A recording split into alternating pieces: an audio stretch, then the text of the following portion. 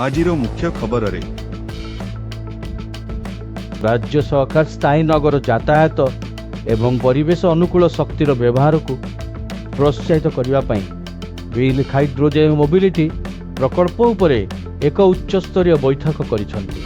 गृह और नगर उन्नयन विभाग अतिरिक्त मुख्य शासन सचिव उषापाड़ी भुवनेश्वर अनुष्ठित एही समीक्षा बैठक अध्यक्षता करथिले।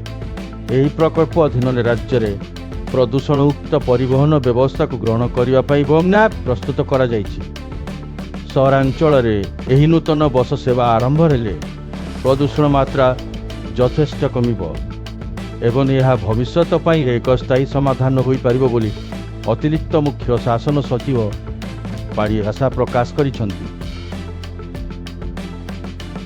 प्रधानमंत्री अध्यक्षतार कैबिनेट कमिटी रामेश्वरु पारादीप पर्यंत 100 किलोमीटर उपकूल राजपथ निर्माण को अनुमोदन करिछि। एही प्रकल्प रे मोट 149 कोटी टंकार व्यय हेबो बोली सूचना मिलिछि। एही राजपथर निर्माण द्वारा रामेश्वरु पारादीप यात्रा समय 2.5 घंटा कहिजिबो।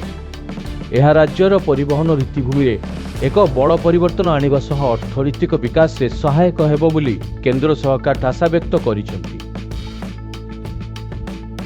केंद्र सरकार ओडिशा रे रामेश्वर कोणार्क पारादीप नूतन उपकूल राजपथ प्रकल्प पई 106 कोटी टंकार अनुमोदन प्रदान करिसेंति।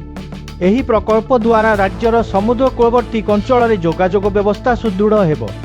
एही मंजूरी राज्यर भित्तिभूमि विकास रे एक नुआ दिग उन्मोचित करने सह पर्यटन और अर्थनीति को प्रोत्साहित करिब बोली केंद्र सड़क परिवहन और राजपथ मंत्रणालय पक्षर कुहाଯାଇଛି।